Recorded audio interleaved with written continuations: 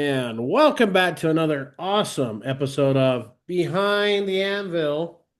I'm your host, yours truly, Mike Peterson or Michael Peterson or anything but late for dinner. Tonight we have the one, the only, the spicy Mike, especially when he gets Goldberg to go, ugh. We got to get into that too. So, Happy Forge to and talk Fire about it. champion and Knife or Death contestant. Or did you win that one too?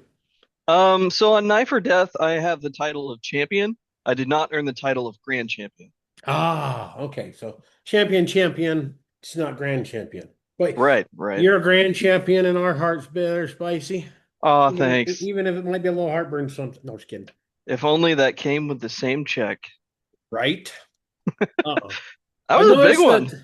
I noticed you're getting a lot of really Santa Clausy there the last time I seen you. A lot of extra white in there. Yeah, yeah. Life has been, it's given me them, verily. But Uh, yeah, my whole family's like that. They turn gray super early. you remember that when there was that dust and you walking around with your towel and it's like, you know what? You're the caveman. You're the caveman from cartoons Yep. way back. Oh, that was a good And time. Oh, all right. So go ahead and introduce yourself. Give us a little backstory, a little short backstory, and we'll dive into the wonderful world of kitchen cutlery. Good Lord, and cooking. And Ah, we cannot forget about the duck, Alan, yeah. Alan. I don't know that I have much of like an intro really to give. Just kind of just Um, who he is, whatever you want to share. uh, well, I'm Spicy Mike. I kind of specialize in kitchenware, which I know a lot of people do that nowadays, but it's always been sort of my jam. I taught myself to cook specifically so I could learn how to use my knives better. Sending them out for feedback wasn't really productive. So I was like, well, I'll just figure out how to use them and do that myself. Um, Grower and purveyor of hot peppers and hot sauces. Well, I say a purveyor. I'm not a purveyor. I make them myself. The purveyor would buy them. But yeah, I use my peppers to make my own hot sauces. Like to build pretty crazy computers. I'm gonna do a little bit of everything. Like if it's something you can make and excuse me, something you can make and or build, I'm pretty into it. That's what she said. But oh, that's awesome. So we got talking last night. We're kind of preparing for it. I did bring notes this time, trying to get a little bit more professional. You were talking about doing, oh, hell, we were talking about something about how you want to do bust the myths of chef knives and S guards and all that fun, wonderful stuff. Oh, S grinds. Yeah, yeah, S yeah. grind, sorry, not guards. Oh, been a long S guards are day. cool. S guards are cool S though. grind, sorry, my bad. Yeah, yeah. So, there are a lot of myths surrounding S grinds and like their legendariness and like all this crazy stuff. Um, and I get why they're regarded the way they are because they're difficult to do. So being able to do it in the first place is challenging. Um, but I don't know. I feel like they've been hyped up to a level that they don't really deserve. They're a performance booster, that's for sure. But it's sort of like the samurai sword, like everybody's like, "Oh, I can cut through a tank." Like, no, I can't. They're cool. They're really neat. They're amazing engineering artifacts, but they're not gonna cut an entire tree down in one swipe. Oh, come on, like your kitchen knife that somebody tried to chop a tree up with once a while back. That Oh, was I hilarious. remember that. That was Oh, hilarious. yeah, he was like really upset that it broke. I'm like, you were hacking it into a dead pine tree and it Tree. was What do you expect for kitchen cutlery? And yeah. then he decided to make the mistake of being a jerk, and I Yeah, he think that tried to back post a review. and that backfired. I mean, the comebacks to his review was epic.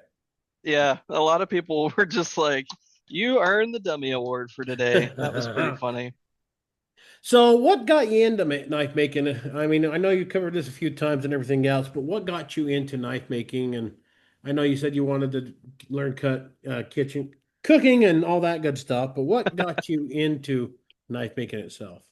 So when I was like 18/19, I'm pretty sure I was 19. I was in the Navy, and as any 19-year-old who grew up on anime does, I thought katanas were cool.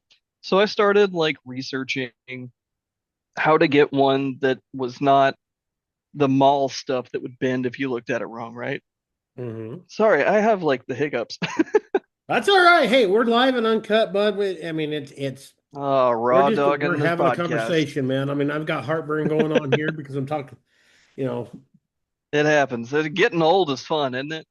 Oh, good Lord, yes. I'm 40 now. I turned 40 last June, so Nice. yeah. But anyway, so I was getting into katanas and I found a forum online dedicated specifically to budget katanas.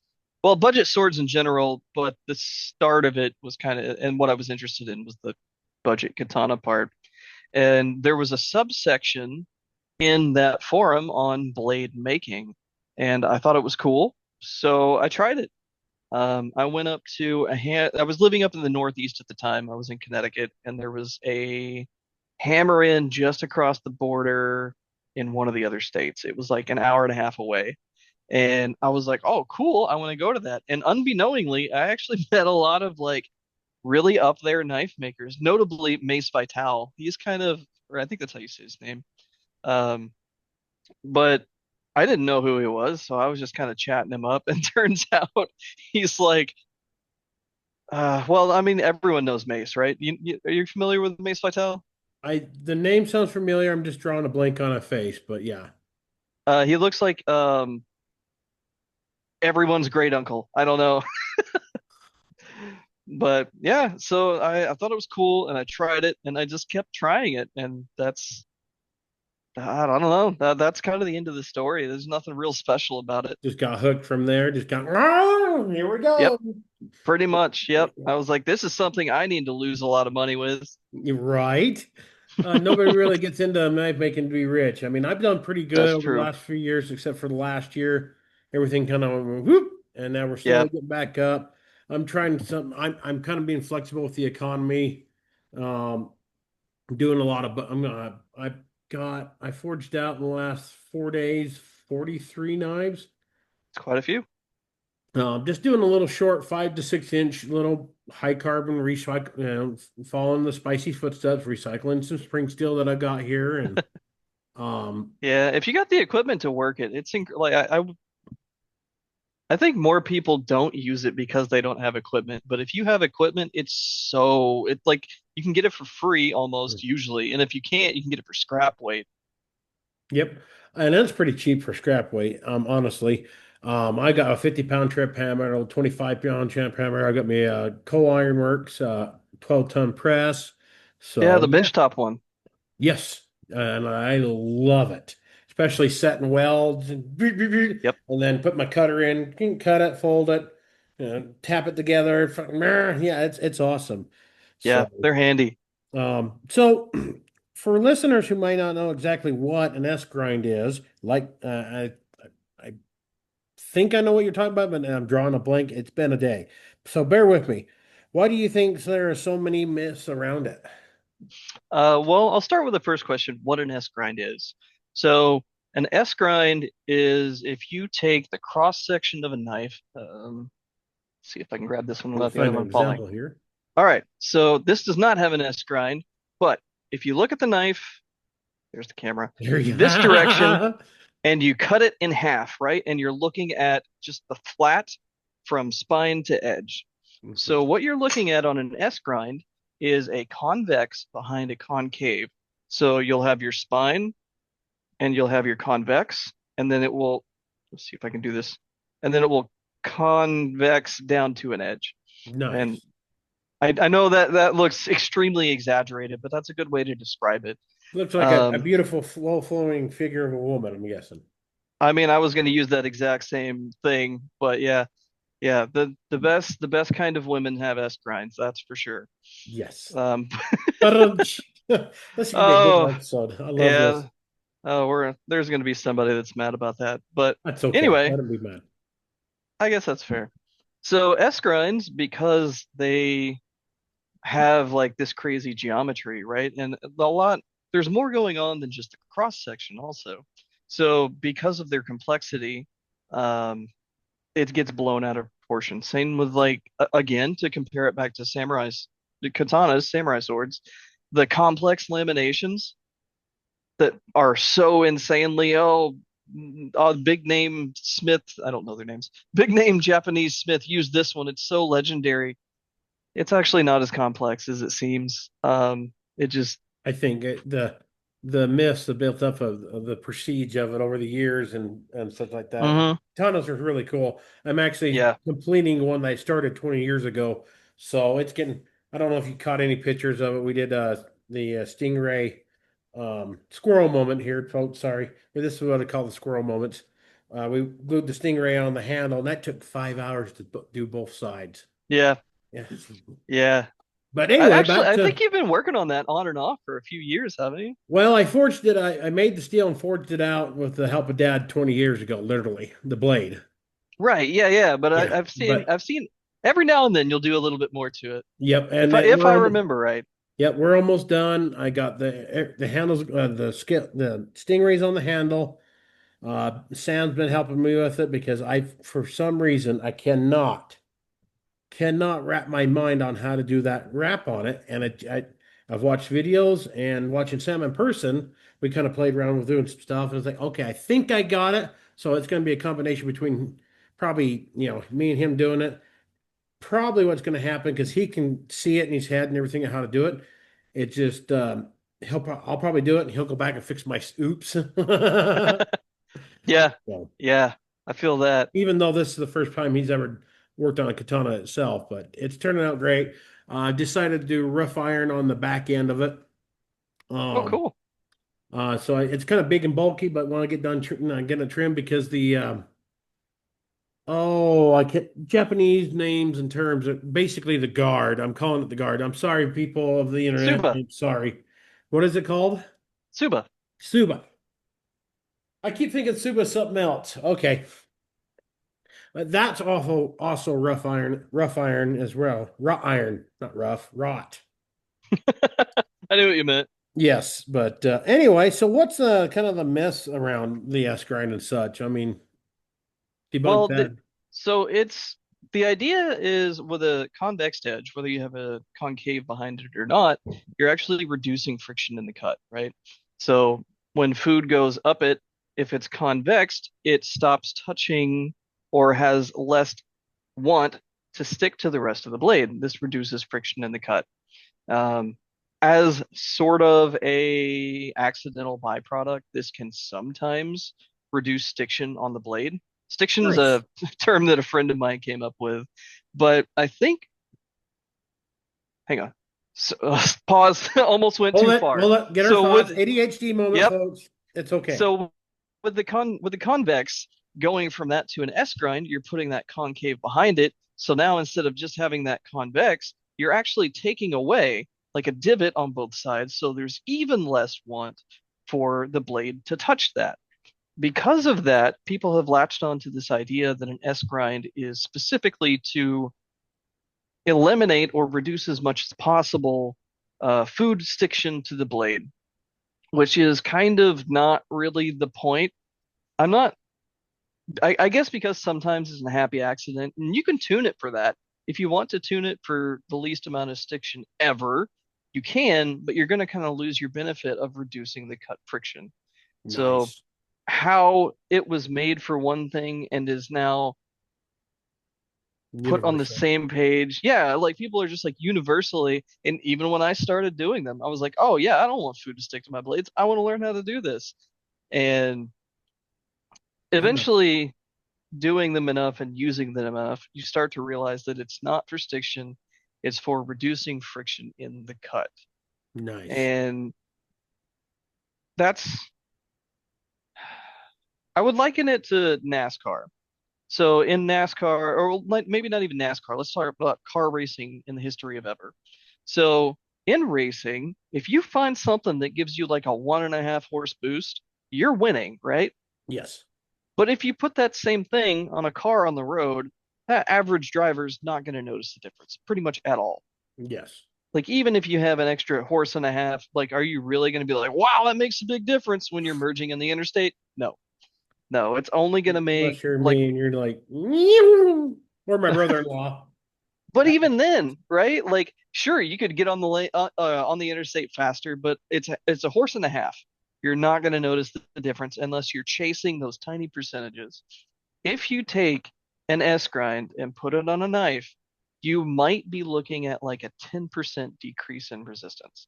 And Nice. again, you can tune that to however you want. Maybe you could get 20 out of it, but the amount of effort it takes to do that is astronomical, right? Being able to put a S grind on a blade is challenging for a lot of people. Not only is it time consuming, but a lot of people can't do it just because it's difficult. So you're now adding a pretty ridiculous amount of price to a blade for something that most people probably won't even notice because they're just at-home cooks who maybe don't even know how to use a pinch grip on their knives and they're just cutting potatoes slow anyway. Yeah. And that pinch grip, So I've been, every time I've kind of caught you videos and other people, I'm finally learning how to do it. I do have a spicy knife, spicy Mike knife in my kitchen that I use all the time. Everyone's like, "Oh, this knife you make." No, it's spicy's. Well, how come you don't got yours? Because I sell mine, and if I have one that's flawed and everything else, I'll stare at it until I break it apart, or I just sell it and get it out of the house because I don't want to look at yep, it anymore. yeah. So, I love the hell out of it, and every now and then I got to go out in the shop and sharpen it. Like I'm really bad at keeping my own kitchen cutlery sharp, and like, oh, knife maker's getting no better at knives. And like, cobbler's got nice shoes, right? So, I would highly recommend. This is something I've had to do to myself because I was the same way. Because I would not walk, even though I work in my garage. I live where I work. I can yes. make that 20-foot walk and sharpen a knife, but it's so hard to do. What I've actually had to do is get a like countertop sharpener that I just keep on my counter, and every time I pull out the knife, I'll give it a couple swipes, then go do what I'm doing. No, there you It go. it just it will change your life. I used to have one of them here, and the daughter took off with it. I don't know where she done with it. She's probably in her backpack or whatever. We had these little ceramic rods we got, a little you can get 6 to 8 inches off Amazon and such. Little plug there. They're great little things. Just come out, and Yeah. boom, and that's all you really got to do. I mean, you don't have to, unless you get that edge to fold over, or you chip it somehow. And they're not used for chopping logs, as somebody found out one time. Yeah. I know we were chatting last night getting this to set up here. You were saying something about you're developing a stainless steel core project. What's that all about? Yeah. So one of the biggest things that, combining this with my S grind is quite a thing. But anyway, so what I enjoy in a knife a lot is when it patinas. Like if you do just a basic, whether it's made out of spring steel or 1095 or I don't know, 1084, whatever one of your basic mono steels, like it's going to corrode over time. Or maybe corrode's the wrong word, patina. It's going to patina over time. And I think that looks cool. Personally, I enjoy that highly patinaed look. Same. But one of the biggest destroyers of a knife edge is actually corrosion. If you think about a knife edge, like on a microscopic level, like Hmm. and it comes to that point, if you think about any corrosion at all, even if it's surface deep, well, the edge of your knife is surface deep. So what I've been developing is a way to use stainless core san-mai. Ooh. So you have your corrosion resistance that you get from the stainless, but then you still get your pretty patina on the side. And I know most of the pushback I get from this is, well, why would you do that? It's backwards. Well, Carbon steel is better. Like that's what you want on your edge is carbon steel. And that's not true. Carbon steel is not better, and it has not been true for the last probably 50 years. Like there is stainlesses out, like all the super steels are stainless, or at least stainless adjacent. Like they've got a mhm. lot of chromium in them. So if you look at something like AEBL, AEBL carries the exact same performance as like 52-100, even better typically because not only do you get the edge holding, but it's also really strong. So often your edge will roll before it will chip, even though it still has the same high wear resistance and high hardness as like 52-100.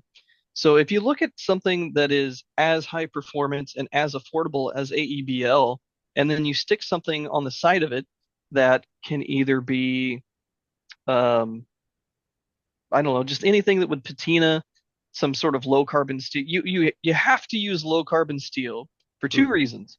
One, because if you use something high carbon and you heat treat it at AEBL temperatures, it's Hmm. going to blow up the grain and it's going to probably shatter anytime you try to use it. Hmm. So if you look at it in the sense of that, you're going to want something low carbon because even if you heat treat it at that temperature, it's you can still bend it and it doesn't care. It's fine. So what Also, what what are you calling low carbon? Like 1084, 1080, 1075, no, 1070? way lower than that. Oh, Way we're talking lower. mild steel? Basically, yes. Okay, okay. A36 or equivalent. Sure, yeah. Honestly, I use a lot of rebar. I don't know exactly what grade it is, but I do know that it is low carbon. It will not harden, and Hmm. a lot sometimes it will have an almost if you fold it on itself, it has an almost like rot kind of pattern to Yes. it. I don't Well, know why, but it's well, cool. basically rebar is basically everything from a junkyard, from spring steel to the door. Anything that's melted, it's iron or steel, it's going to melt in. That's what basically it comes out, which is, but again, there's also different grades of rebar out there too. So Right. But most people, if they're picking up rebar maybe from their neighbor down the road that put in a concrete patio and they left some of the rebar in their yard, it's going to be that low carbon stuff. Incredibly high chance. yes, So it's stainless, beautiful. yeah, it can be if you fold it well. It has cool patterning. So stainless has this property called uphill migration. So we're all familiar, or at least should be familiar with carbon migration, what it is Yes. and how it works. So stainless, like even if you take let's say a stainless clad san-mai, you have to put a nickel shim in there because that stainless wants that carbon so bad. I Yep. think it has something to do with the a lot like there's a lot of chromium in stainless, and I think it has something to do with that chromium Yeah, really wanting to chromium. form. And I believe, if I remember correctly, and it's been years since I've heard about that. I think the chromium molecule and the carbon molecule are just lustrous for each other. Is basically what Yeah, it was told to me. they So really want to make carbides. They yes, really want to make carbides. So they will, there's even a joke if, in there, and I'm going to walk away from it. yeah, all right. Anyway, that's what he said. But anyway, back onto it. Sorry, Yeah. Spicy. So whether the steel next to them that you forge welded it to is higher or lower carbon, it doesn't care. It wants to pull that carbon to it. So it's called uphill migration because even if the steel next to it is lower carbon, it will still pull from it to itself. So if you look at that in the sense of what I'm doing, so I'm either using a low carbon steel like um, the rebar, or I will make a low to medium carbon Damascus, which I make with rebar and leaf spring. Pro tip, anyone out there, if you want to make some low carbon Damascus and slap it on a good steel, rebar and leaf spring looks Yes. fantastic. You can, it's a lot of stuff you can source almost for free. Anyway, Yes. so I make these, I've been using this low carbon Damascus for a long time because I get the materials for free. So I'll make that, or I'll forge weld a bunch of rebar together and I'll put it on as jackets.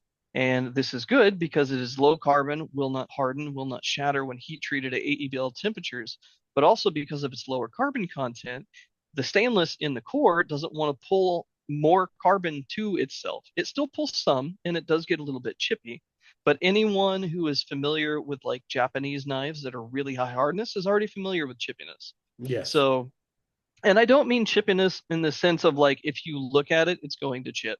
I mean like It's not a if, Dorito chip, but but if you hit bone with it, you're going to lose some edge, like that yes. kind of thing. So Okay. from the way I'm looking at this and developing it, what my result is, which is what I was going for, is I'm getting a high hardness edge with pretty decent wear resistance, not wear resistance, corrosion resistance, and I don't have well, I guess two and three is kind of the same thing. You don't have to worry about the corrosion of whatever you're cutting eroding away your edge. Yes, it's still going to happen because it's stainless, not stain never. But it's still a lot less than if you just had a non-stainless core. And maybe you mentioned it, maybe I didn't catch it, but what kind of stainless are you using for that? Usually, well, I'd say usually 100% of the ones I've done so far have been an AEBL stainless. Okay. And like I said, the reason for this is because it's really high performance and it's incredibly inexpensive. Like AEBL is used by so many manufacturers, like razor blades. Most razor Yeah. blades are made out of AEBL. So steel, I don't know what you call them, foundries, places that make steel, they're already making this stuff by the boatloads. So it's common. You can get it incredibly cheap. Awesome. So on that, and I thought I saw a picture of it. When I first saw a picture you posted, and I saw that along the edge there. I thought, of course, I wasn't paying attention to anything you were typing at the moment. Is that maybe you did a 15 and 20 core and then polished it up real nice? Like, oh, that gave me an idea to try it to some. But now I know it's stainless. Like that makes more sense. What in the heat treat process now? You pull it out, you're oil quenching, or are you putting it in between blocks and pulling it out that way? I am going into oil first just to get that cooling started. And before it fully hardens, pull it out of the because AEB will basically air harden. Hmm. If you just pull it out, put it in the air, it will harden almost all of the way. Yes. So I'll quench it at first, just in some Parks 50, and then I'll clamp it. I don't forge the bevels. I don't grind bevels before heat treat. I just leave it full thickness. So I'll quench it, put it in clamps, and hold it perfectly straight. And then I'll get it as cold as I can. I don't have access to cryo, so I do the freezer thing. It's not the full benefit of cryo, but it's something. So I'll do that and then do my normal temper cycles. And then yeah, I've had it explained to me before, but somebody may have just looked into this. What does the cryo do for stainless steel? And it does have a little effect on high carbon, but not as much as your stainless. No, so what it does is it pulls when you quench a knife, you have some retained austenite. Austenite is the phase of steel when it's like glowing, right? It's pretty squishy. Typically you Squishy, don't want squishy. yeah, typically you don't want squishy stuff in a blade. That's But what she said. beyond that, when it goes from austenite to hardened steel is martensite. So that austenite will change over time into martensite. But because it is freshly transformed into martensite, it is untempered. It's brittle. When you first quench a knife, it's brittle. So you want to get as much of that retained austenite out as possible, turn it into martensite, and then temper that so the blade isn't brittle. And that's what the cryo does is it helps pull that retained austenite into martensite. And then when you temper it, Boy, we are it's really going down the world of chemistry here on knife making. This is awesome. yeah. Big words for me Hopefully I'm getting today. all this right. Uh, hey, we're good. Like I said, we just wing it on here, and we just kind of, I like to think I know what I'm doing for the knife, the style of knife I'm doing. I'm still learning a lot. The chef knives, I've got a long ways to go. I am definitely nowhere near you, that's for sure. Well, I Um, specialize in it, so yeah, like, of true. And course I'm gonna be better at it. I've been doing it because it's something it's challenging, something new to me, and I've always wanted to do it. And I think I'm getting better. And some of the pictures you complimented on, it's like, yes, spicy approved. I don't Maybe know that I I'm an authority on maybe the I matter, but I'm glad it maybe I makes you need to happy. word that into the cell pitch here. Mike, uh, made by me, spicy approved. One of the So things that you had brought up, and it's in this same go ahead. Yeah, squirrel genre. moment. So you had asked about what the challenges of creating this is. Yes, So stainless is notorious for not welding. So when you put something in a fire, it forms the crusty stuff around the outside, right? yes, Um, Scale, what's oxides? That's yes. the word I'm looking Iron for. oxides, rust. Yes. So chromium does the same thing. However, chromium oxides don't dissolve with like flux or something like that, and they will make it very difficult to weld something. And when something like a high carbon stainless, if you don't seal the billet up absolutely completely zero air, it will not stick. So a lot of people aren't even able to do this. So I think that's not only am I doing a thing that nobody else is doing, which still experimenting with. I'm sure somebody's going to comment and be like, that's a bad idea because of this. Okay, Hey, cool. that's all right. Let them comment. We Yeah, can have it. We have. I'm getting good results. It's giving me what I want, so I'm happy with it. Have you Um, considered? I mean, I know you're doing like welding it up, and I've made a couple of things of kumai. That's fun and terrifying at the same time. I Uh, bet. yeah, yeah, it is. I mean, if you got to bet watch your color. You get it too hot, it's going to squish out liquid copper. You Yep. get it too cold, it don't do shit. You can it's quite fun. And but it's frustrating at the same time. So you weld everything up. Have you considered putting that in a canister? You could if you wanted to. It doesn't really matter how you do it. The Mhm. goal is just to keep the oxygen out. Out, yeah. And then if you do manage to get the weld to stick, you're now working with two steels, whether that's your like the low carbon Damascus that I make or the rebar, you're now working that with two steels that do not move the same at the same temperature. Even if you're working them at welding temperature, that AEBL does not want to move, and the rest of it does. So So what's the working challenges it on that part for you? is the challenge is there is you have to work it incredibly slow. Like you can't get it carried away with it. If you squish too much at once, your stainless is going to crumble.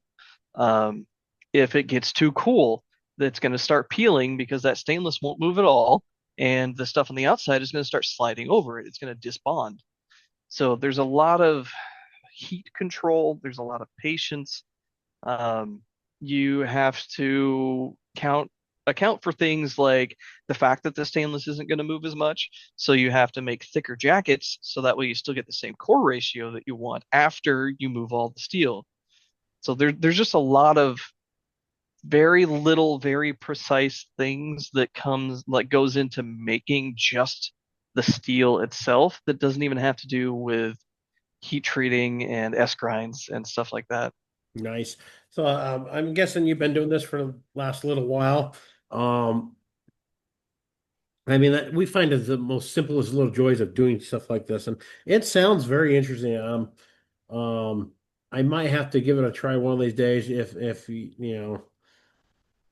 Might. I don't know. I don't really care working for stainless. I just yes, it is good steel. It's got great applications. I just like playing with what I do, and that's okay. Yeah. Um I mean, you can in forge AEBL just by itself. yes, I've heard that. Again, not much of a stainless guy. I mean, I've had people ask me, "Oh, would you build some stuff out of D2?" No. I've never One, played with D2. I've heard it's horrible. that's what I heard too. Sorry, I had to get a water moment. We have You're okay. I've got lots of tea. So, ooh, tea, that sounds good. If I was drinking that, we'd have to take a break every 15 minutes. It goes right through me. You're getting old. Fortunately, I'm dehydrated, so I'm all right. Hey, that helps. There you go. Yeah, yeah, Oh, yeah. that's oh, I love these conversations. We talk, about the challenges of getting this and everything. So what's one of the drives, what drives your unique style of knife making? And what, and then this is definitely the stainless core is definitely setting you apart in the fields of others and such, if that makes sense. Um, okay, so I'm trying those something out new, folks. Bear with me. I've got questions here. I'm trying to read. it's okay, man. I'm all down for whether you want something structured or you just want to go off the rails. We're I'm we're here just for whatever. we're just gonna go woo. All right. So first question, what drives me? And I think a lot of that came down to I hate to call it thrifty. Um, I've always had to do knife making on a budget. And a lot of times, the things that I have created have been born of necessity, whether that's using recycled steels because I couldn't go out and buy the fancy steels at the time. And a lot of my experimentation was like, okay, like the low carbon Damascus, that was born of, okay, Damascus is cool. So I need to learn how to make that and what makes that do that, and then understanding high versus low carbon. So now I make the Damascus that has the patterning, but being rebar, it's got low carbon. It's like, okay, well now what if I slap that over a core like san-mai style, um, of something that isn't low carbon, like just a piece of leaf spring or something. So a lot of it's been that kind of thing. Like I want to try to make, I want to emulate something I saw someone that I admire do, but I want to be able to do it with what I have on hand. And that's really what's been the driving force behind me developing, I guess, my style or whatever you want to call it. I know a lot of people are talking about styles and being unique and finding your way and stuff like that lately. But I think that's really what kind of honed in my direction was a lot of that kind of thing. Awesome. What was the second part of that question? I don't Hold on, I remember. got to figure out which question was it. And well, you basically answer that. Is what sets your work apart from others in your field, basically, and you pretty much just kind of covered that, I think. Yeah, I'm doing some pretty unique stuff with things that I think most people can find. I actually want to start doing a lot of videos on stuff like that, like my S grinds. I do a three-stage grind, and a lot of people have asked me about that. They're like, "What do you mean a three-stage grind?" And I keep being like, "Oh, I'll do a video on it," and then I don't. I'd say, man, it's like, I've our mutual friend Dustin Rhodes, you can catch his episode. I think it was episode 3 for him. Um, we've done kind of work and such. He's been pushing me do more YouTube lives and doing lives. Another buddy of mine on the Yeah, TikTok. So I've been bounced back and forth. I need to finish it. We started doing a what I call the high carbon drop point. It's basically recycled steel. And it's 5160 is what your basic stock of your spring steel is. And yes, it does change a little bit when you do forge it a little. it's Uh, usually a high medium carbon silicon alloy of some kind. true that. The most industry I think is based off 5160 on especially on the heavy Somewhere in duty. there, Yeah. 9260, somewhere in that ballpark. Yeah, depending on the application of springs, but the general that I've researched, and I mean, there's still a lot of debate on that, Yeah, but it seems like a lot of it points to after like 65 to 68, the industry, the big three, almost pretty much standardized on 5160. But anyway, it's yeah, still fun to play with, regardless, yeah.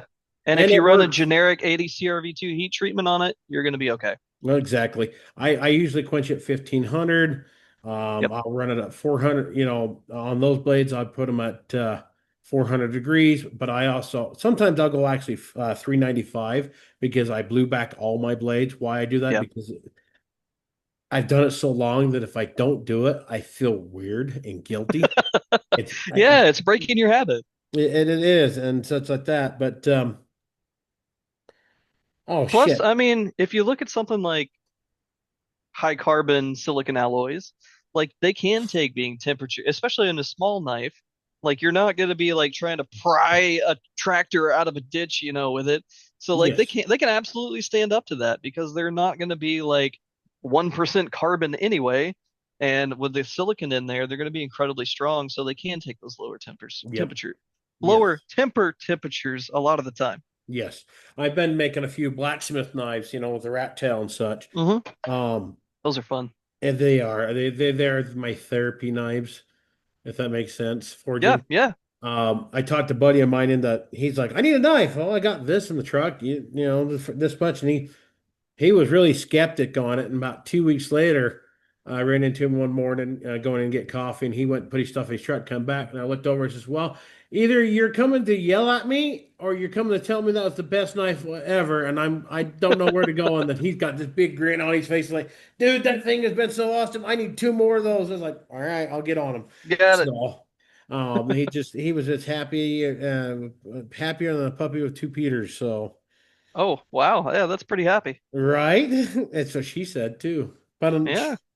um, so how do you? And then you started a while back. I remember we you started mental health kind of where makers burnout, as I remember. It's been a few Yeah. since you've done that. And I think that's how this next question is going to come in. How do you balance innovation and tradition with bladesmithing techniques, and plus also keep from burning out on stuff? And I think those two kind of go together with this one. I think burnout is just impossible to avoid. Any maker of any kind is going to experience burnout. Even if you're not a maker, even if you're working your day job, you're going to experience periods of burnout. The important part is not that you avoid burnout, it's just that you recognize what it is and how to get through it. Like, there's ways that you can accept that it's happening, and get through it without letting it like control you and throw you completely off course. What kind of things do you do to help once you know you're in that, you're like, what do you do to help get through it? I know you build your little My little robot transformer. dolls. Yes, your robot. They were cool. And you know what? Um, I like Star Trek. I'm not gonna lie. Beam me up, Scotty. I can't do it. My daughter can do it. I can't do it without doing this. I bought me a couple Star Trek models. I got two Enterprise. I Nice. got the Enterprise D and I got the Enterprise Kirk's Enterprise, the original one, Constitutional. Yeah, There's several more. models are fun. I want to get some that I can actually build together, put together. Why I'm not very good at have the patience. One to challenge me to see if I can grow the patience.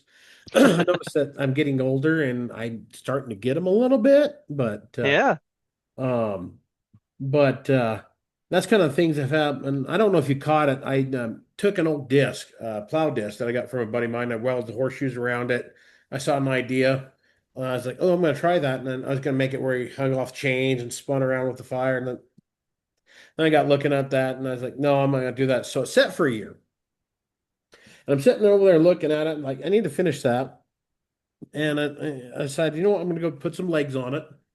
Um, and I put some horseshoes on the bottom of it. And it's been a project for over a year, literally a year, because I procrastinate a lot on certain things.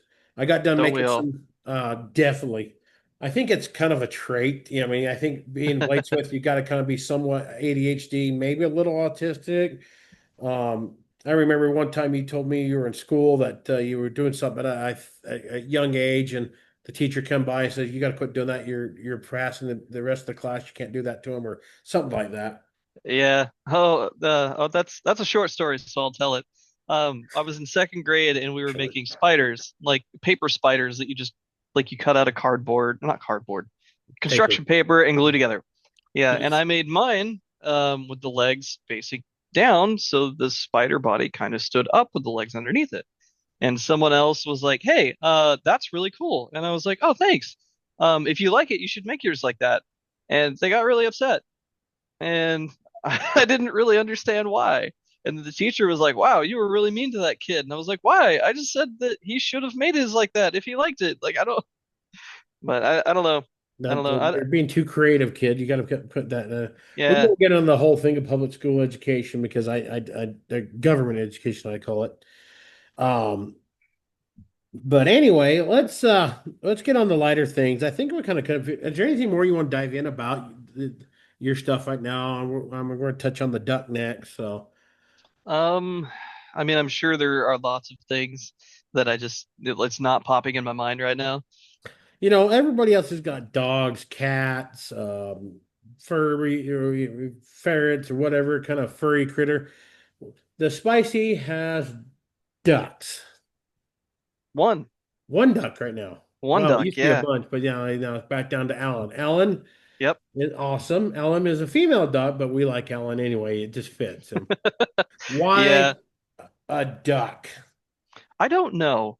So for some reason, I've always wanted a pet duck that kind of acted like a regular pet. Um, and I wanted to name it Greg. Why? I have no idea why I had this dream in my head, but that's what it was. So one day, our local tractor supply store is called Rural King. It's hard to pronounce. Real king. Rural King, yeah. Yeah. So my mom and sister and maybe my youngest brother were going to get chickens. And I tagged along because I didn't have anything else to do that day. And someone had bought all of the ducks except one. Why they didn't pick that one, I don't know. But they left the one duck and, like small animals, small flocking animals can't really be alone, they'll just die. So they put it in with the turkeys. So when my parents were, or parent, when my parents are still together, it was just my mom that was there, just to clarify what I'm talking about. So they were picking out chickens, and I noticed there was just one duck. And you can't buy just a single animal. You have to buy like five or six because they're flocking animals. So I was like, "Hey, can I snag this duck with your group of chickens?" And she was like, "Sure." So, um, she got him and took him home, and Greg, I let Greg stay there for a few days to kind of get acquainted with not being at the store anymore. And then I brought Greg home, and I it was just me home. I sat on the floor of my kitchen and opened the box and let Greg go explore.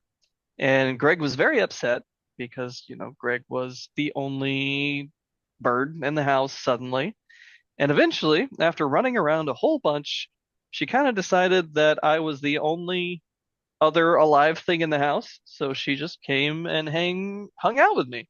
And she let me pet her and all kinds of stuff. And obviously, Greg is a female. She grew up and laid an egg, and I was like, all right, well, that's a thing. Yeah. Made some soup out So, of those eggs, if I remember correctly. yeah, yeah, I used some of them for noodles and some of them for the soft boiled egg and the noodles. Ooh, Um, that bowl. Honestly, every time you post that, it's like, you know what? He's only a 2 day road trip away. I mean, that would be worth going out for that. I mean, to look at your food yeah. was just, oh my God. If you want, we can get into like the culinary side of Yes, stuff. we're gonna touch into that too. So Heck yeah. All right. Love me some food. So anyway, time goes on. Really bonded with Greg. Greg follows me all around the yard and stuff. we bonded Well, with Greg through the internet. We did. I'm not gonna lie. everyone We did. Yeah, loved everyone Greg. loved Greg. So eventually, the neighboring house, the guy that lived in it moved out. His brother moved in. His brother was a dog breeder, and he had some very incest dogs that were out in his back porch that were incontinent. They would just, like slobber everywhere, poop all over themselves. Not great genetics. Eventually, Greg, being friendly, would go check the dogs out. And after quite a while of doing that, I don't know if the dog maybe got its chain wrapped up around the tree and she knew the distance she could get from it. And then maybe the dog unwrapped it a little bit. But anyway, so the expected thing happened. Dog killed duck. I was very sad. And then a friend of mine reached out and said, "Hey, I saw that your duck died," because I was like super torn up. Like this, well, like most people when they lose a Yeah. cat or a dog or something. Greg was awesome. Greg Yeah, will forge with you. yeah, she would too. Like when I was hand sanding a knife, she'd sit there and nibble on the knife. She Yep. had no idea what she was doing, but she was helping. The- But so oh, Greg died, and then a friend got a hold of me and said, "Hey, I saw your duck died. My daughter just got a whole bunch of ducks, but she thinks that maybe she got a few too many, and she wants to give away a couple. Do you want one of them?" And I was like, "Yeah, absolutely." So she gave me this tiny little black duckling, and I did basically the same thing, raised it right next to me from a duckling to an adult duck, and that is Alan, Ellen. Ellen is awesome. I who remember was the one also a time. female Yes, female duck and with male names. It's awesome. Um, well, it was kind of. I remember one time you were doing your foraging lives, and there was a cricket in the wall, and the duck was over there, and you're over. Come Oh over here, yeah. right here, and trying to get the. It was awesome. So, not only can we watch foraging, we can also, National Geographic of duck. Yeah. I Yeah. and I know you got a couple more, and they were looking for names here once for a while back, and nobody would do it. Nobody would do it. Nobody would go with Howard. Come on, we love Howard the Duck. Yeah. I'm like typically when I name a pet, I give it like the most generic white dude mechanic name. Oh, Like that. I used to have a conure that I named Tim. Oh, that's funny. Yeah. So then and Ellen's still with us. I'm assuming Ellen's somewhere being In the Ellen. garage. Yeah. She doesn't. The problem with ducks is you can't really train them where to poop. And by No. can't really, I mean it's impossible. Like literally cannot do it. So having her inside the house is that would be problematic. Yes, not very sensational. No. Um, so hot sauce. What got you into hot sauce? And I tell you what, Daisy does still love the old green Jalapeno lime, yeah. jalapeno lime. And yeah, has you got any of that coming up this year? I mean, I do think you do a seasonal thing on that.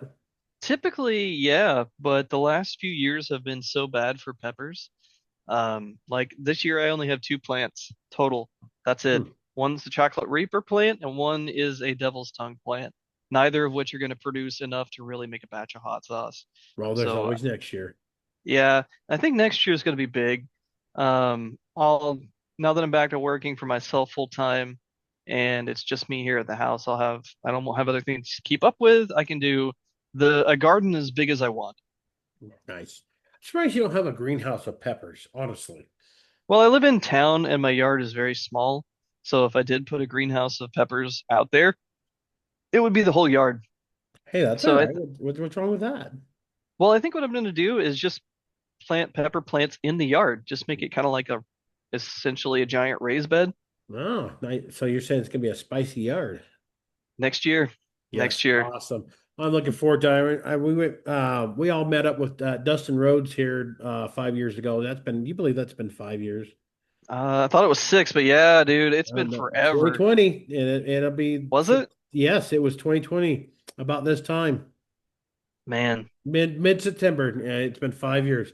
You brought some of your awesome hot sauce, and Dustin made a big old thing of chili, and he's all over there just like, dude, easy up on these. Oh, I'm good, I'm good. He mixes Yeah. up, pours a little bit more on that, goes walking. He takes a big bite and gets about 4 or 5 steps, and it hit. I can still see Yeah. in my head. It's like, oh shit! The funny And part is, he turned beet red. I mean, yeah. The funny when part is he kept going back for more. Like yes, he would finally get over it and then he'd go get a hot dog and dump it all over that and do it all over again. Like, dude. well, I did the same thing in the kitchen. I can't remember what I put it on. Oh, I got it like sweet, and I paint, and then I dumped a whole bunch on Yeah. there. And I looked up, and you had your eyes like, dude, don't. I was like, oh, I'll be fine. I'm like, oh, I'm gonna so forget. But back to my mind, I was like, I'm front of spicy. I gotta just do it. You're like, dude, just throw that away. Don't do it. Oh, Don't uh, you know what? I regret. still would have. I did. I regretted it.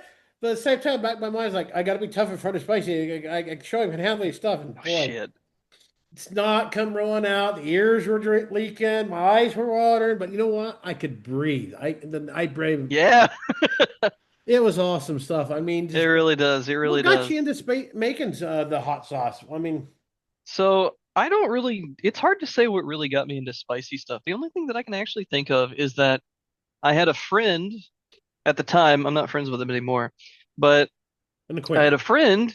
Sure. Well, no, we're not even acquaintances. I blocked him. Horrible guy. Anyway, at the time we were friends, and he used to go to this local place to get hot wings. And I was like, okay, yeah, I'll go. That sounds like fun. And they had hot wings. And he would eat a whole bunch of the hottest ones. And I was like, okay, all right, I'll get into this. So I would like slowly work my way up the heat range of the wings they had at this restaurant, which by the way was not spicy. Like if I ate one of those now, it would be a tingle. But at the time I thought it was crazy, right? So that's kind of where it started. And I don't know, You're just like, kind I can do of something better than this. yeah, so I started hunting down spicy ththings. And eventually I kind of just got a wild hair at my ass and I was like my ass. What am I British? Wild hair at my ass. Ars. They spell it different too. It's like ARES or something like the Arsis or S. ARSE, yeah. Yeah, there you But go. anyway, so I ordered Carolina Reaper peppers seeds, and I had my grandma Mm. start them for me because I had never started teas before. I didn't know what that was like or entailed, but she started it for me, and I think it ended up with out of the 20 seeds that I ordered, five or six of them sprouted, which is pretty common when you get into super hots. A lot of times the seeds either take forever to sprout or don't always sprout. That's just how the super hots work.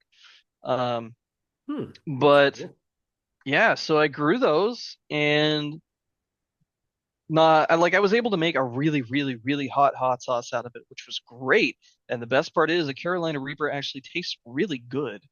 Like if you can taste it before the heat sets in, it's actually like a sweet red bell pepper. It's pretty good. Um, I've got some before and I tried it and I was like, I tried it. I regret it, not only first time eating it, but the next morning. It'll definitely wake you up because apparently my yeah, body likes to super concentrate it as lava. very fun, very fun. Yeah, no, not really, because you really want to just go sit on an ice cube afterwards. Well, yeah, I don't think I have it as bad as you do, but yeah, it can be unpleasant the next day. Matter of fact, I just went and picked up a bottle of 505 Hatch Valley chili, the green Ooh, chili. Oh God, I love that stuff. sounds pretty good. Oh, they are. Me and Sam on the way to Texas Select, and hopefully we can get you down there one of these years. You'd love it. It's a fun place. No, No, you guys wait till the hottest time of the year it's to go to really the not that hottest hot. place. I don't believe you. This year it was 42 degrees. I brought the cold weather with me this last year, and we about froze it. I've never seen cowboy wear so many layers in my life, but 42 sounds perfect. yes, Am I'm I not getting. thinking about the same show? What's the one that's oh, I can't remember her name, but she's always trying to get me to come to one of the Texas knife shows that are in like June and or July and August. Oh, I think I know who you're talking about. Yeah, that's not when you want to go. No. No. This is in April. This is the first part of April, usually the first weekend in April. We went down there and it was beautiful. It was like 70 degrees, 65, 70 one day, 80 one day, and then back to 75. Granted that a lot of people are still freezing down there, but we See, were I'll at, take the 40. I'm a thick guy. I understand I mean and heat do not like each other. I can't wait till it gets colder because I need to start making steel. Yeah. And but it's Damascus fun. season. Yes, Damascus season. Yes, I had to make some over the summer, and I think I've lost 10 pounds. Yeah. But But anyway, the spicy thing. So the yes, peppers, I grew the super hots, right? Um, and they were fun, but they're kind of like a party trick. Unless you're making a hot sauce out of them, they're a party trick. So I started getting into other ones where the peppers maybe weren't as hot, but they looked cool, or the plant looked cool, stuff like that. The more variety that you could do, you could do more things with. They were more versatile. So nice. sorry, I just wanted to tie that story up with saying Sorry, that I went squirrel on you. Whoop. it's okay. It's okay. But yeah, that's cool. I mean, I enjoy it. So whenever you get, have you ever thought? And I just kind of think when you talk about it, have you ever thought about maybe making some up and let it ferment for a year, put it in a container, and just kind of let it ferment for a year and see what it'd be like? I don't know how to do the lacto fermentation that a lot of people do. I know a lot of people are into it, but personally, I just go the vinegar route. Yeah. Well, I mean, you do the vinegar and everything else, you just kind of let it, basically, I guess it would be aging, not fermenting, I guess. Kind of like to do with Tabasco. They put it in the big barrels and they pump it in there and they let it set for 3 years before they bottle it. Give it, I'm just kind of curious if you ever thought about doing that. I mean, I guess I could, but I'm relatively impatient, believe it or not. I'm very And patient when it comes to like people and learning things. I'm very impatient when it comes to like paint drying or a hot sauce fermenting. Like I gotta mess with it, you know? Like I can't. yeah, you got to leave it there. Yeah. So, and then I think the hot sauce kind of ties into your cooking here. I mean, let's get into some food because your pictures make me get freaking hungry here. So, tell us about your cooking. I mean your noodles. It's just like every time I see a bowl of that, I think of the panda, Kung Fu Panda. Oh, and Yeah, yeah. the secret of The the the noodle. goose or whatever he is, his dad. Yes, Yeah. that's who I imagine you being kind of sort of. Yeah, so I actually enjoy Asian style cooking the most. I won't say it's authentic because it isn't, but I like to make it my way, and I think it turns out pretty good. And the As pictures are far full as of those. oh, thank you, I try. I make a mean General Tso's chicken. Ooh, Um, but the whole cooking thing started literally because, as I mentioned, I was having trouble with feedback sending out my culinary knives or kitchen knives, whatever you want to call them. So sometimes I would send them out and I really wouldn't get any feedback, or maybe I wouldn't get anything, and then I wouldn't even get the knife back. Like it was just a really poor experience. I really was having trouble finding anyone that I could send a blade to and get meaningful feedback and get the blade back. So I was like, well, okay, I need to learn how to cut stuff so I can judge my own knives so I can learn how to make them better. And that's kind of where it started. Um, Eventually it evolved beyond that into, like all kinds of different types of cooking. And the reason for that is if you're using your knife and cutting a lot of stuff, well, you're not just going to throw it away. It's a waste of money. So I learned how to use it. And that's kind of where the whole thing started. And I've always loved Asian food, so I kind of pushed towards that direction. And also, I am a typically fast-paced, high temperature kind of person. So I do a lot of like fried noodles because those you Ooh, get a big pan. I'm getting You hungry get the just oil hearing this. super hot. You hit it with your chicken or whatever. Throw your noodles in. You do the big stirry tossy thing, stuff like that. So it's And whoa. yeah, basically, and it looks very showy, but it's actually really quick. If you have everything prepped, which does take some time, you can throw this stuff together, and in 20 minutes, you actually have a really, really good meal. You're making it very tempting to drive out there to have a bowl of the soup. I'm not kidding. You're That's welcome a, anytime. I need to get back out there. It's been a while. Just Dustin's having another thing soon, isn't he? he already had that. It was on the first the Labor Day weekend. Oh yeah, he invited me to that, but I haven't been sleeping, so I didn't go. That's all good. Plus, you got to deal with people too sometimes. I found out this day job thing I did for the last year. And then my mom kind of ran, yeah, you'd never been good with being around people. After a while, you just got to go do your own thing. It's like, that explains a lot. It's like, go away, let me do my work. I'm trying to work here. No, I'm not going to do your job. Leave me alone. Anyway, um, so Yeah, the cooking thing. yes. So So I wish that if anyone's listening and they've thought about cooking, or maybe you watch the all the shows with the chefs and that kind of stuff, you're big into like food YouTube, stuff like that. The biggest thing I can say is just try it. Like not everything's going to be good. I still make stuff that don't taste good sometimes, and I eat it anyway because I punish myself like that. No, it has nothing to do with that. I just don't like wasting food. But just try it. If you want to get into cooking, try it. It doesn't matter if it comes out perfect every time. You're going to learn something, and it's a lot of fun. And I've actually thought about doing a YouTube series on how to cook. you And I should. don't, yeah. The I problem is bet I I don't think have I've a, mentioned that a time or two. I said, You need to do the kitchen with spicy, the yeah, spicy something like kitchen." that. But a lot of what I want to focus on isn't actually the cooking itself. That's what you see on TV. You see them, they got their mise en place. They got like a bunch of different things and a bunch of different ramekins, like da da da da, this and that, and then you see the food. But what a lot of people don't think about is like when it comes to doing the dishes, when it comes to maintaining your knife, when it comes to maintaining your cast iron, when it comes to cleaning your stove, stuff like that. These are all things that nobody shows, and nobody shows how to do them in a way that either reduces dishes or makes it easier to do the dishes or how to organize things in your kitchen or cabinet or even organize your a lot of it comes back to dishes because a lot of people want to make these big cool meals but they don't know how to minimize what they're using so they end up like they hate cooking because every time they cook their entire like kitchen is trashed. So I want to do a series Guilty. on yeah, I want to do a series on how to minimize that and how you can enjoy cooking in a way that minimizes the actual workload that you have to put into it. That sounds for you. I'm gonna say, please do it because I would definitely watch. So like we said, you're known for posting your pictures of your awesome. So what is your go-to recipe when you're making? I mean, that absolutely just that go-to I guess you could say your soul food recipe. What is your go-to? Okay, if we're going bowl of ramen, right? Yes. So let's start with the broth. So there are three ways that I get broth. I do a basic shoyu, so which basically means soy sauce.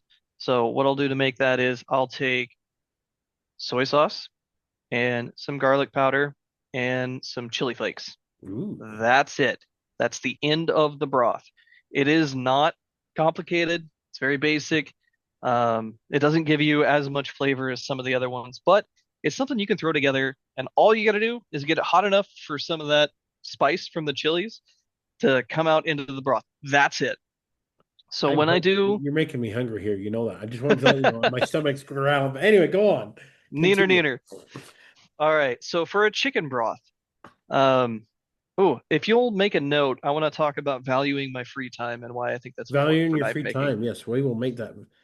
Hold on. Go ahead. I'll type valuing my free time. We're just gonna we're flying by the seat.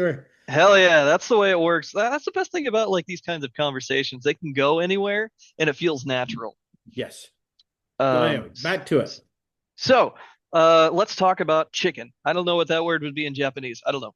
Um, so I like to buy the gigantic packs of chicken breast from I don't know where your version would be, but mine is Kroger. Whatever your local Grocery grocer. store. Yeah, Yes. but they sell Parents. them. They're about somewhere between $13 and $16 depending on the weight, and they're trimmed incredibly poorly. But you get so much meat for the price. So what I'll do is I'll take the chicken breast and I'll trim it out. I'll cut out all of the tendony, fatty kind of stuff. And then typically I'll cut them in half lengthwise, and then freeze the portions. Nice. But what I'll do to make a chicken broth is I'll take those trimmings and I'll cut them up. I'll freeze them until I get a big bag of them. And then I'll thaw the bag and I'll cut them up as finely as I can manage.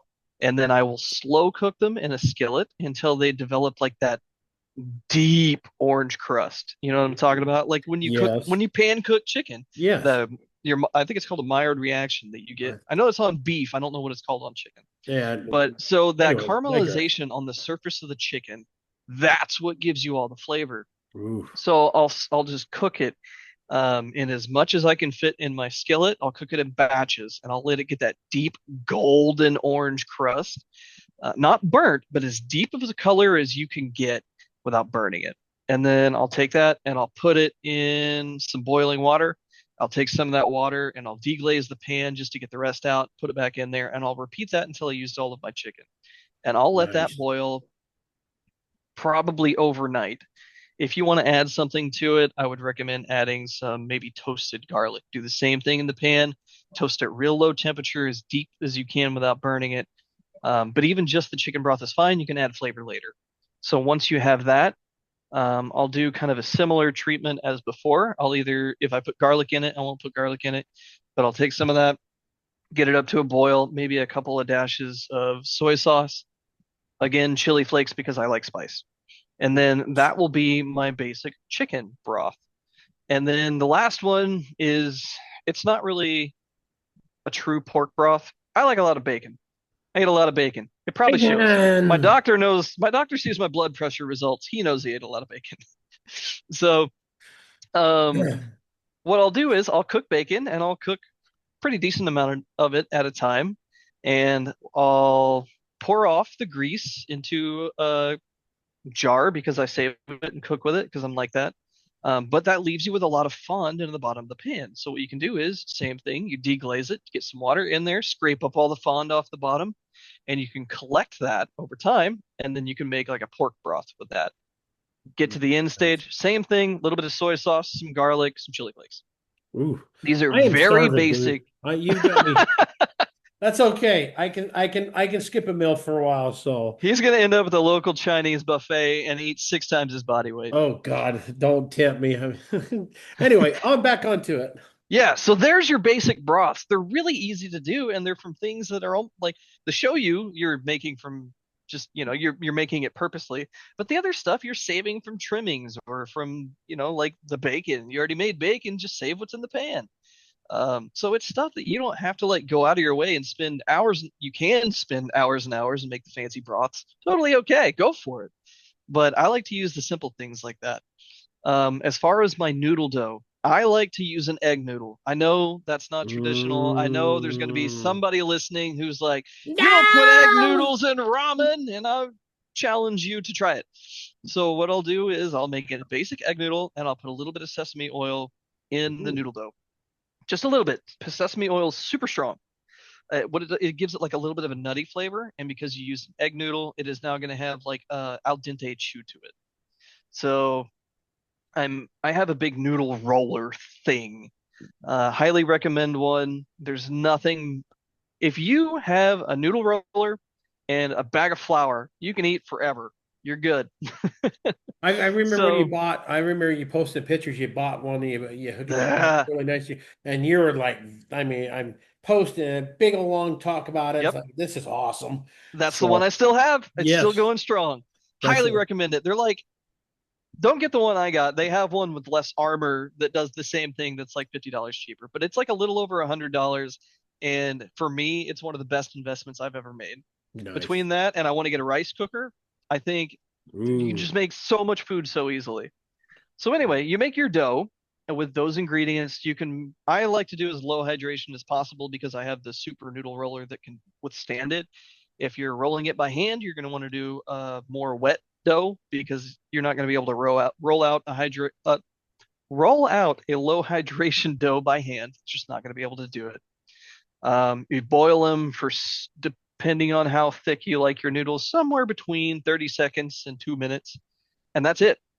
You throw them in a strainer, hit them with some cold water to get the starch off and cool them down.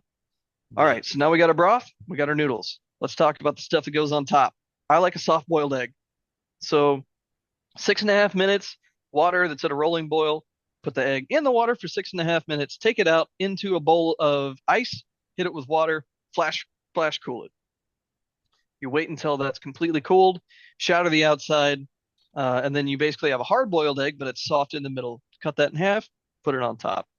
I also like to do like a fried chicken, essentially. Nice. And the reason for that, it's sort of like a KFC style fried chicken, but with Asian seasonings. And the reason for that is it will soak up that broth and it's so good. So I'm I'll take starving, folks. Somebody's over they probably got their phone out listening to us. God damn it. typing it Uber down. Eats, Uber Eats. Yeah. So I'll do like a thick chicken batter. Um, so it's egg, flour, soy sauce. You can throw some sesame oil in there if you want to. Garlic powder, um, chili flakes. I think I said Mm, chili flakes already. Anyway, just Asian stuff. All right. You can play with the recipe all you want, but essentially it's Asian stuff. And then you'll make your dry batter, which is essentially flour, garlic powder, the end. You can put some onion powder in there if you want to. So I'll hit it with it's almost like pancake batter is what I do the first batter. And then I'll put it in the dry batter and get that nice and coated and deep fry it. And nice. then you pull that, you make it till it's done in the middle. Pull that, let it rest a few minutes, slice it up kind of on a bias to make it look fancy pants. So now it's time to build your bowl. What I like to do is put just a couple of strips of nori, which is seaweed. If you haven't tried seaweed or you think seaweed is gross, you need to stop it. Grow up. Seaweed is phenomenal. I love Whoever sushi. decided to get that green snot out of the ocean and put it in their face, great. I would be friends with that person. And Great idea. it's very healthy for you, especially if you're a thyroid, and a lot of vitamins and amino acids it contains too. So I mean it's very healthy for you. I don't know. I think it just tastes wonderful. That too. So I mean it I'll make is. like a couple. Imagine like a band-aid, right? So like 1 inch by 3 inch or 4 inch, something like that, and I'll do a crisscross on the bottom, like an X. And then I'll just put the smallest dash of sesame, Sean Connery, the smallest dash of sesame oil on that, and then I'll put my noodles and then my fancy toppings, and then I will bring my broth, whatever kind you decided to make, to a rolling boil, and then you Rolling, dump it in. rolling, Yes, rolling. exactly.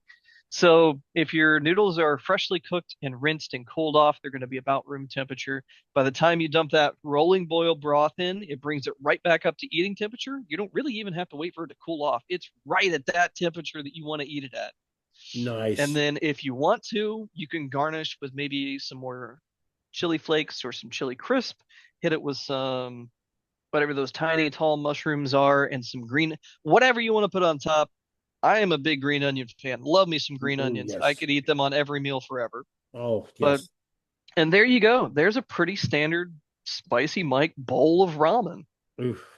You know I know it what? sounds Honestly, I think complicated. you know what you need. If you ever got bored and wanted to, I think you ought to make a little kitchen like that, and you know, not only can you do that, but you also get the knife making and all that stuff all together. And oh God, I would hit that every day, honestly. I've thought about doing like a food truck or a small food stand, but right now the costs are so prohibitive to set something Yes, up like that. Um, unfortunately, at this and time. yeah, and with my sleep and migraine issues, I'd be so inconsistent that it'd be hard to like maintain a crowd because it's like, well, I don't even know if he's going to be there today. Right, true. That's understandable. God, I am starving. I'm not gonna lie. Just like looking at your pictures, you're hearing about it, I'm salivating a little bit. I'm literally like, I wonder if Uber Eats is working this weekend.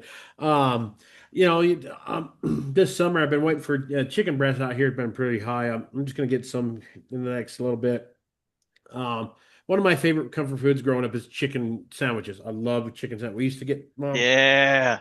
get the big old round patty. They were this big when we were kids. Now they're a little bit smaller, a little bit thinner. But I thought about just getting some chicken breasts and taking and slice them in half a little bit, or even just Yep. cut them. And I like to get into this beef tallow stuff because I'm trying to do it a little different. I've got to get this weight down. I've gotten way too big, and I'm over 40 now. I've really got to start doing it. But me and my daughter, she's the same way. My daughter is literally the female version of me with my attitude. That Life poor is man. wonderful. Um, it's quite interesting, but she likes chicken sandwiches as well. That's what Sense basically was she survived off the summer this summer. She's like, Dad, I just but and plus I've been eating a lot of meat, so I figured that would be an easier way to cook it instead of the processed crap because our food is literally shit. yeah. All right, hang on. Pause. Full stop. I gotta get this out. Yes, Chicken breast is not dry. You just don't know how to cook. Not you not you.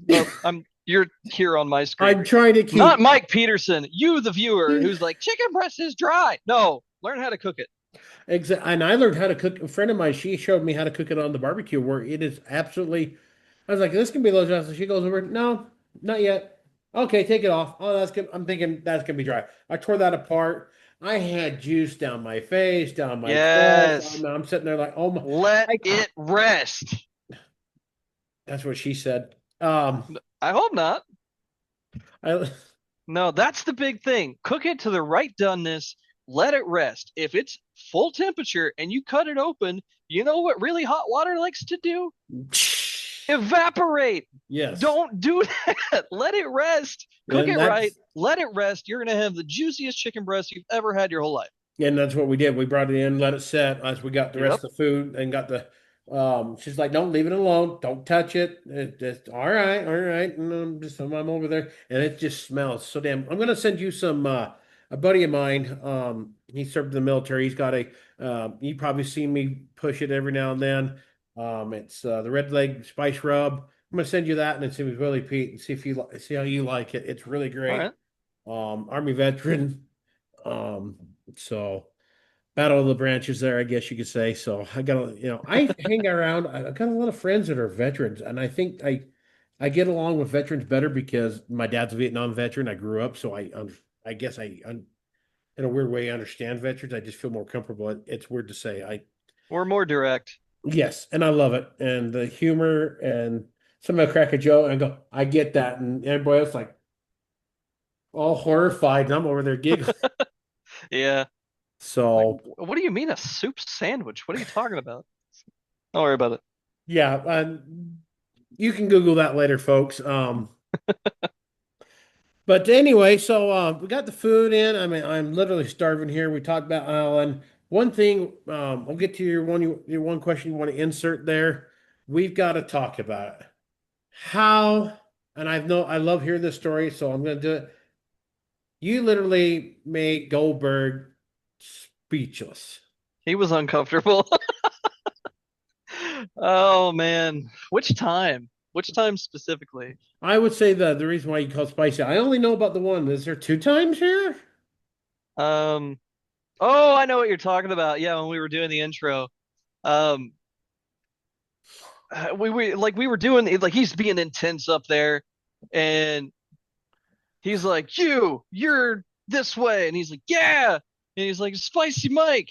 He's like, yeah, and he's like, tell me why you're gonna win. I was like, I don't know that, and he's like, what do you mean? I'm like, I don't know that I'm gonna win. I'm just here to play the game, man. Yeah, I don't know. Oh, And he's like, what? And like he was so through because like for what he does, like that's kind of the thing. You like sell the intenseness, right? You sell the drama. That's what made wrestling cool when we were kids. yes. So for me to be here, like, I don't know, do a cool thing, and I'm like, I don't want to. Like, he just couldn't handle it. And Uh, he just didn't know what to do, and like I could tell he was really uncomfortable, and the cameras were on everybody, and he just kind of locked up. And I feel bad because I did make him so uncomfortable, and he didn't know what to do or what to say. And you could tell he was like thinking, he's like, "Oh, I'm on the spot," but he just kind of locked up. He's like, "Okay." And I think later on, and you were saying that the spot where he says, I don't like calling you spicy. That's just weird. I was like, "Oh yeah." I was like, "I don't know, man. I don't know what to tell you." And I think your comment back is, it's kind of weird to not see you and Oh yeah, yeah. that That one. that's the one. Okay, yeah, Yes. yeah. The other one is funny. I've never heard that before. You've never said that. It's always the second one here. So, Yeah, so that did happen. So he did say, "I don't like calling you Spicy Mike. It's weird." And I was like, "Well, to be fair, it's weird not seeing you in boots and underwear." And that was another thing. He didn't really know how to take that. He was just like, well, we grew up with that's all he came out wearing a bahama hat yeah, and swimmers, whatever the hell that underwear was, and combat boots and that's wrestling. it. That's Yeah, and his tribal tattoo things. yes. And That that's was how we it. know who Goldberg was. I mean, to see him fully dressed, I'd probably would have said, I was like, who are you? Well, I was like, oh, undress you. That's who you are. Okay. Yeah. But so I hit him with that line. It's like it's weird to see you not in boots and underwear. And he goes, that was a really weird thing to say. And I said, "Well, you said it's weird to call me my own name, so like," And and he just kind of went, "Fair enough." and I know he told me once, and I can't remember. And the spicy might kind of was it hot sauce or is that something else being spicy? What's that? Oh, no, no, I had some peppers in my pocket. And he had said something about the peppers, and I was like, "Yeah, yeah, you want some?" And he's like, "No." Just very Is that how you gained no. the name Spicy Mike? I mean, is that what dubbed you Spicy Mike? So what started it was back when I was like on the hunt for spicy stuff, right? Our Yes. local VFW wanted to start doing a spicy wing thing, and I heard about it. So I went up there and I was like, "Hey, I heard you guys are wanting to do spicy wings. I'm really, really into." Oh, excuse me, hiccups again. I was like, Don't "I'm worry, really, we'll get really," it in editing, as they used to say. but I was like, "I really like really, really spicy stuff." They're like, "Good, because we taste this and we can't taste anything but spice." So I kind of helped them adjust their super, super spicy hot sauce. Well, now it wouldn't be super spicy to me, but at the time it was pretty hot. Um, and after I had kind of introduced myself and said I would help, after I went home, the guy that ran the VFW, I can't think of what their title is called right now, um, but he gave me his phone number. And when I got home, I texted him and I just wanted to let him know who I was in a simple way. So I said, "Hey, this is Spicy Mike." And the next time I saw him, that's just what he called me, and it stuck. And everybody started calling me that. And then when I interviewed for Forged in Fire, because they finally called me back, they're like, "So do you have any nicknames?" And I was like, They call "Yeah, me kind of." Spicy. Yeah. So they asked about that and they kind of latched onto it and they're like, "Yeah, all right. Yep. And Okay." what's really funny is that awesome angle. You put the hot sauce on the banana and he's showing a deep Yeah. throat the banana. Yeah. And they got it slow motion of everybody else doing cool stuff like welding and grinding, forging, and the oxides are coming off, and sparks and stuff like that. And then they get me, and I'm just like, with a banana. It's like, thank you, thank you. Oh, I showed up to be on history. I'm going home on Pornhub. God. Oh, sorry, I had to throw that on. Okay, so Yeah, the only episode of Forged in Fire that's X-rated. oh Lord. Oh, I can't remember. I think Jay made some comment about the hot sauce or something. I can't remember. Well, I'll have to ask him next time. I'm gonna see if I can get him on here one of these days. Um, so get this question before I forget. Valuing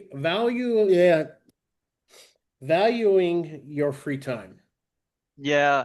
So I think this is something that's pretty slept on. When you're someone who is in my case, and I think there's a lot more people that will relate to this than like on Knife Talk podcast, they talk about time is money. You got to do things fast, pay the extra money for all the belts, throw your belts away when they're done.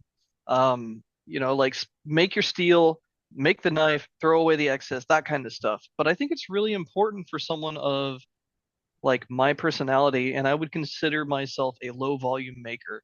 Like you do almost production levels of stuff. You said over the last 3 days you forged out over 40 knives. That's a Yes. lot. But I'm for eating it up. I'm kind of weird. I like to get in that moment, and plus, and then if I build a whole bunch, and then I can just kind of relax. Sure, yeah, and I don't think there's anything wrong with that. Totally fine. But I think for someone like me, I would rather take that offcut and see what I can do with it. I would rather use my belt to its full life. Now, I'm not saying don't run your belts forever. Like if they get dull, and you got to be careful because they'll burn your edge. Yes. Like, yeah, if they get dull, extra friction happens, burn your edge. Like, don't get crazy with it. But I don't sell a lot of knives. So for me, it is more beneficial to make the knives as efficiently as I can. And sometimes that is spending a little bit of extra time with a file instead of on the belt grinder. We're spending an extra 15 minutes forging. Or in my case, my forge is incredibly efficient. I can run somewhere between 10 and 15 hours off a single tank of propane. And So that spending, the Atlas Forge, right? yeah, the Atlas Shout out knife, to Atlas Knife Tool. Anvil. yeah, Yes. it's either the Atlas knife maker or the Atlas Mini. I can't remember which, but they've updated it since my model. Phenomenal forge. Oh, I they've got know some it's a awesome bigger, stuff. they do. I know it's a little bit more upfront cost, but for someone like me, it's better to do that and spend an extra 15 minutes forging because that extra 15 minutes cost me a quarter. Whereas, like a 32 grit Cubitron 2 belt costs what, like $18 now? 16, somewhere in there? I don't know. I use Acronium. They're like $4 a belt or something like that. I think with my price, I can't remember exactly. So I like the heavy removers, so I tend to go for the heavier lower grits. I do Um, 60 grit. I used to do 36. I use 36 on some other stuff, or um, I like the ceramic and yeah, I'll get the ceramic in 36, especially if it's got meteorite in. Um, because that meteorite, that is some. I'm gonna send high you. wear resistance. I'm gonna send you some. I know you don't like canister. Canister is a dirty word, but I I I can will fold it. actually, huh? I can fold it. I'm going to then that's what I do. With this meteorite, I'll leave a little bit of the jacking on, and I like to fold it, layer it up. But Yeah. this winter I'm gonna make you a little bit, and I'm gonna send it out to you, and you can do whatever you want with it. All Uh, right, that sounds cool. this stuff comes out of Brazil. It's got all the perfect chemistry in it. It just if you do it by itself and heat it up and hit it with a hammer, it crumbles. It's not Yeah. like the good stuff coming out of Africa. So, but anyway, squirrel moment. Back to It's okay. So, I like taking stuff like that and seeing what I can do with it. Putting in extra time for uh, a better outcome as opposed to spending extra consumables for a better outcome. And that comes down to the same with trimming the chicken. Like I trim the chicken and save the extra bits to turn into broth. I Part of my personality and the way I work as a knife maker is just taking the time to do those extra things. As someone who works for myself and is a low volume seller, that is that makes me happier instead of getting in, two giant boxes of grinding belts every like twice a month and having tons and tons of steel come from New Jersey Steel Baron or wherever you get your steel from. Or instead of buying chicken offcuts, I have my own chicken offcuts that I can turn into broth using the bacon parts that are in the pan for broth. Stuff like that. Like just for me, I find it hard to have, especially one of the jobs I had earlier this year. I hate being there 6, 7 days a week. I want to be home. I want to make the chicken broth. I want to take the time to make noodles, stuff like that. Like it's just really important to me, both in my work ethic and my personal life, to have those moments. And I really wish more people would explore stuff like that. And it sucks that a lot of people say, I don't have the time or I don't have the energy. Um, Try it. I would encourage you to try it. I think you will find that it is beneficial for both saving a little bit of money and your mental health. I don't know. Worst case scenario, nobody tries it. I think it's an undervalued thing that I wish more people would give a shot. Yeah, I like it. I really do. And that's kind of why I started doing this podcast. It gives me something else, and it's been helping me fade off, make a burnout. And I'm sure I'll get burnout on this, but I'm having fun with it. I'm back to being full time for a while. Like I said, I am currently looking for another job. I got my daughter to take care of, so um, until I can get some support back from the ex or whatever, if that ever happens, we'll see. That's coming. That's no here, nowhere. Move on from that, but. I like doing my production. I want to get to the point that I can have a couple guys under me working, doing the production, and then I can start doing the spicy way. Work on I want to do the more, I guess, the mosaic steels. I want to give my hand a try that. I want to get into a little more folders. I've done a couple friction folders. They're awesome. I just trying to get where I can do it, and I need to incorporate that in more, and then Yeah, and take the time. Like, oh, I don't got the time. Yeah, you do.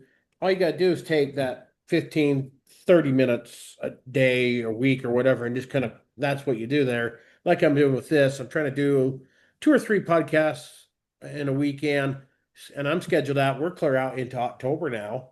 I mean, nice. you're number 13. Ooh, I don't know if that's a good number or not. Dun dun dun. Um, Don't know. you know what? I'm gonna see if I can get my buddy. I'm gonna take a picture of you and maybe from here and put it on the caveman thing. I'm gonna get you a t-shirt and and I'll send it to you. All right, that Custom. sounds good. But anything else? I mean, you do your little models and such. Your computer stuff. What do you like about your computer stuff? I am literally not computer guy. I can do this. I literally got my daughter doing other stuff. I can do a lot with my phone better than I can do it on this thing. So Fair enough. For me, it's kind of like I'm a piddly person. I like chasing those little percentages. It's just like with the S grind. It's a percentage increase, right? So I like overclocking. I like making them run faster than they're supposed to. I like putting the lights in them. The lights and stuff, they don't do anything, but they look cool. Like for me, it's just kind of an outlet to chase some numbers, make it perform better than it's supposed to. Sometimes make it do things it's not supposed to. Actually, the computer that's right next to me right now has a processor in it that came out in like 2011, but I built around it because it's cool. And a lot of the parts I traded knives for. Knives haven't been selling super well lately, so, I just traded them for some stuff. And like a lot of them were down trades, but that's okay because it gave me something cool that I can play some video games with.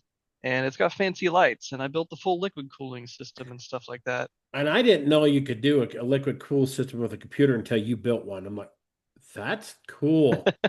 Yeah, well, it's just like a car engine if you think about it. Like if you put water on hot cast iron, it's going to explode, right? If you think about it that way. But if you run it through it the whole time, it's okay. Same Yes. with a computer. Like you can't put water on electronics, but if you put it inside of a loop and have it carry the heat away from the things that are doing the electric math, it's fine. Yes. And I mean, I mean, what do you think of AI? I mean, I use Chat GPT Mm. yeah, oh boy. Here we go. I heard that. Well, it depends. For me, it depends.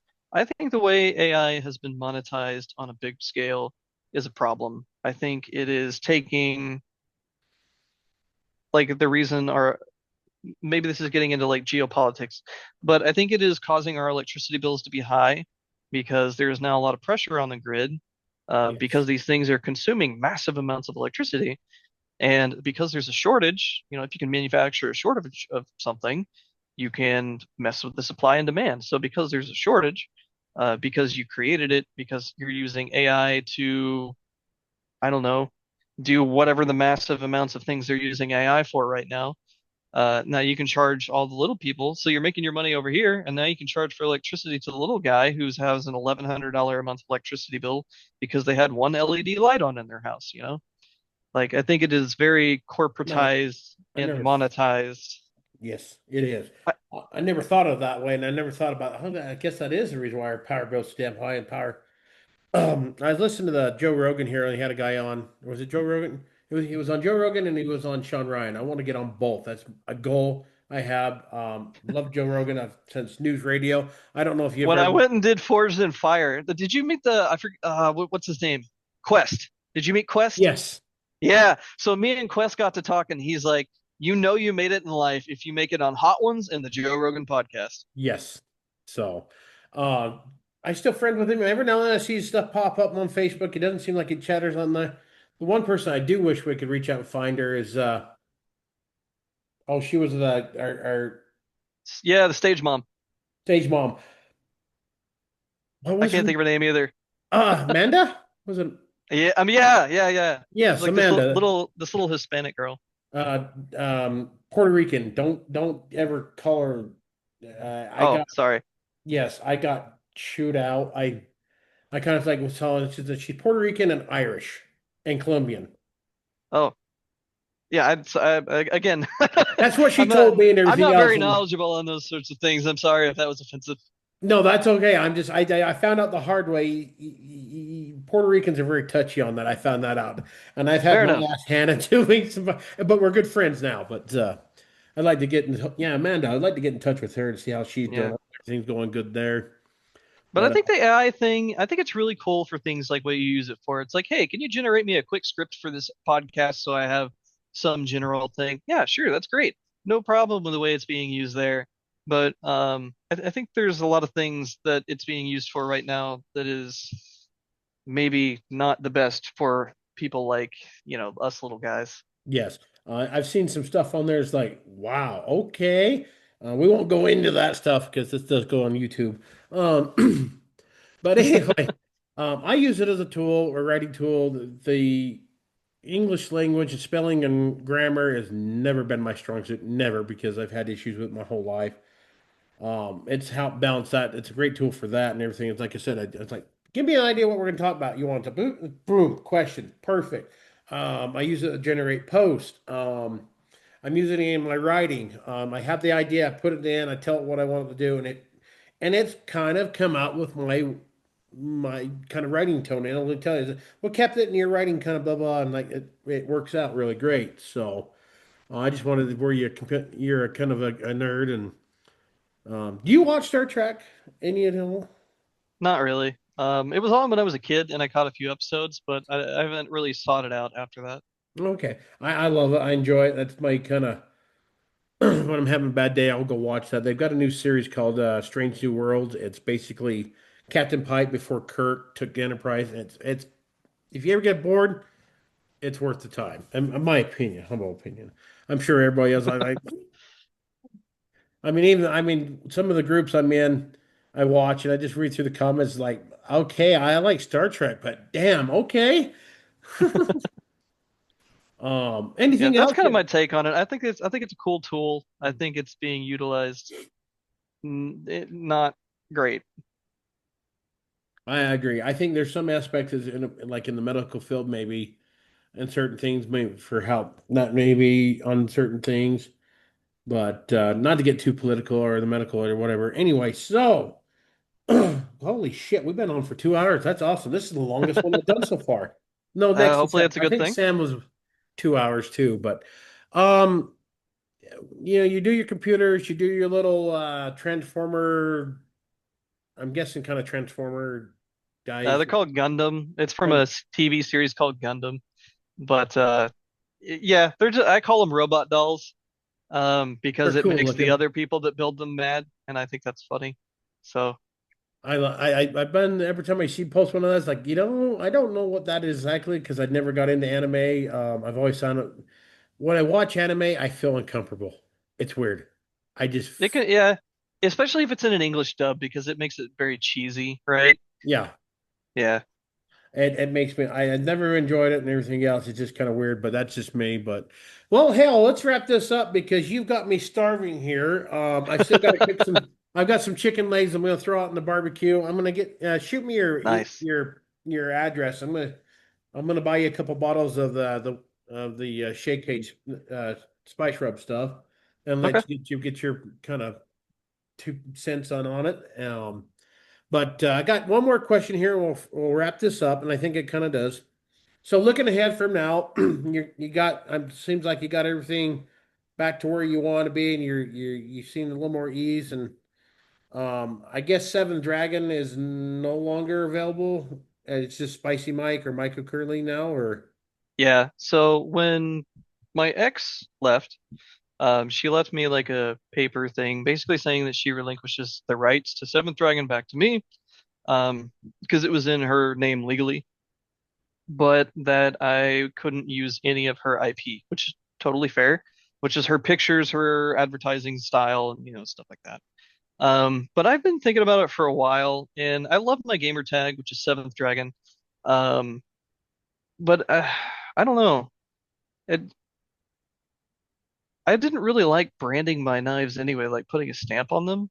So like letting go of that because it was something I did with her, and then like just being able to not worry about sticking a name on it. I don't want people to buy my knives because they're collectibles. I want people to buy my knives because they're gonna go use them. I want them to be used. So when somebody's like, "Well, how's someone gonna know if it's yours?" It's like, "Well, who cares? Does it work well? Yeah, great. Okay, no problem." Like, so a lot of dropping that was just kind of moving on back into doing my own thing. Um, and it has like I've ran into a lot of health issues that I've been dealing since then. So not having a brand name to keep up advertising with and stuff like that has been really nice. I don't feel any pressure to keep the brand alive or whatever. And I don't know. I just post stuff on my personal page, like right alongside with my robot dolls and my computers Nice. And the duck. and the duck. And the duck. One of these days you get another duck, it's got to be Howard. You got to name Howard Duck. Probably won't, just to be Oh, a come. pain in the ass. Oh, come on. Howard the Duck. Everybody hates that movie. I grew up loving it. I drove my I've siblings never nuts seen it. with. You've never seen Howard the Duck? Uh-uh. Oh, come on. How about batteries not included? Nope. I'm not a movies guy. Well, if you ever get bored, I mean, I have a TV in my shop. I just put it up for noise. I just need sometimes I gotta have that background stuff, and I'll put movies on. But it's some of my childhood movies that I absolutely love. So if you ever get bored, you that's your homework. So, Okay. so looking forward ahead, what do you see yourself working on in the future? More stainless, more your core projects. Really, Um, the only thing that I'm wanting to move into is I would like to get a larger heat treatment kiln so I can do swords, specifically Japanese swords. But other than that, I don't know. I'm just kind of keeping it open. I'm not putting, like I said, dealing with health issues. I'm not really putting any pressure on myself. I'm kind of just taking it day by day, seeing what's coming along. Yeah, I don't have plans. I don't have visions. I don't. I'm just you have friends. I kind know of. we're like half a country apart, but we're Oh here. no, no, no! I didn't mean that in like I'm depressed Oh, kind of way. oh, okay. I'm yeah. I don't know. I don't know. We'll see how it goes. I'm kind of just riding it Just out. just kind of going with the roll and rolling with it. I like it. Yeah. That's kind of exactly what I'm doing.